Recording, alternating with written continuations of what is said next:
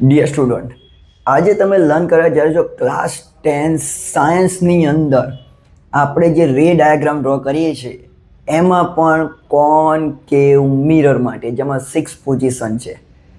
હવે એ 6 પોઝિશનને કેવી રીતે યાદ રાખવી, એમાં કેવા ટાઈપની ઇમેજ બનશે, કઈ રીતે આપણે ડ્રોઈંગ કરીશું, એ આજે લર્ન કરવાનું છે. સૌથી વધારે જો તકલીફ પડતી હોય તો સ્ટુડન્ટ એવું કહેતા હોય છે કે સર કયા ટાઈમે કેવી ઇમેજ બને છે ખબર નહીં પડતી. તો રે ડાયાગ્રામ તમને એ જ સમજાવે છે, પણ આપણે એને ધ્યાનથી નથી લેતા. તો કેવી રીતે જોવું એ ઇમ્પોર્ટન્ટ છે. તો લેટ્સ સ્ટડી કરીએ, ચાલુ કરીએ લર્ન કરવાનું.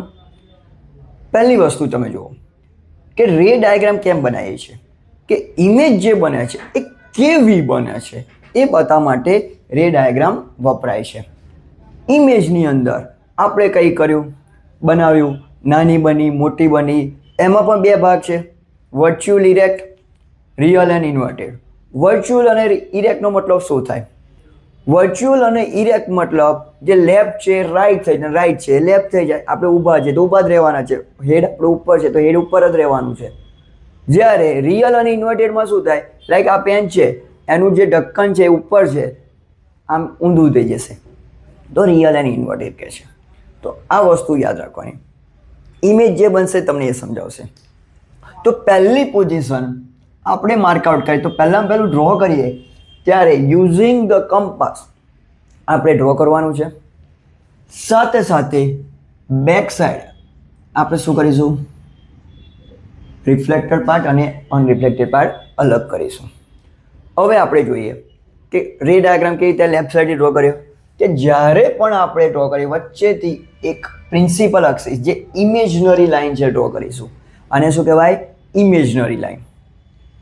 ઇન્ફાનાઇટ ઓબ્જેક્ટ ક્યાં આવશે? કોઈ બી દૂર રાખીશું. હવે મેન ઇમ્પોર્ટન્ટ આપણે જ્યારે સર્કલ આમ ડ્રો કર્યું ત્યારે આ જે રેડિયસ હતી એફને આપણે એક્ઝેક્ટલી વચ્ચે લઈ લેવાનું. તો આપણે કોઈ બી સી લઈએ છીએ, સી કહે છે તો જે પ્રિન્સિપલ એક્સિસ પોલ અને સીપીનું ડિસ્ટન્સ છે એને કહેવાય છે curvature radius, radius of curvature.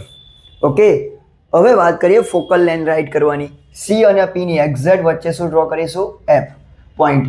તો એ શું આવશે? ફોકલ. મેઝરમેન્ટ કરીને યુઝિંગ સ્કેલ આપણે એક્ઝામમાં કરવાનું છે.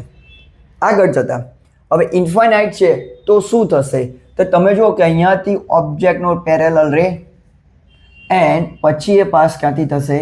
એફમાંથી. સિમિલરલી નીચેથી એક જશે એફ. મતલબ આ કેસની અંદર તમે જોવા જાઓ તો કોન્કેવ મિરરની ફર્સ્ટ પોઝિશનમાં ઇન્ફાનાઇટ ડિસ્ટન્સ પર જે બી ઓબ્જેક્ટ છે એનું ફોકલ પોઈન્ટ પર ઇમેજ બને છે એકદમ સ્મોલ. કારણ કે એકવાર લાઈન ઇન્ટરસેક્ટ થાય પછી બીજી વાર થતી નથી. જ્યાં ઇન્ટરસેક્ટ થાય ત્યાં આપણને શું મળે છે? એનું પોઈન્ટ મળે છે. મતલબ અહીંયા એવું કહેવાય બેટા કે diminish, highly diminish point size image real and inverted image આવશે.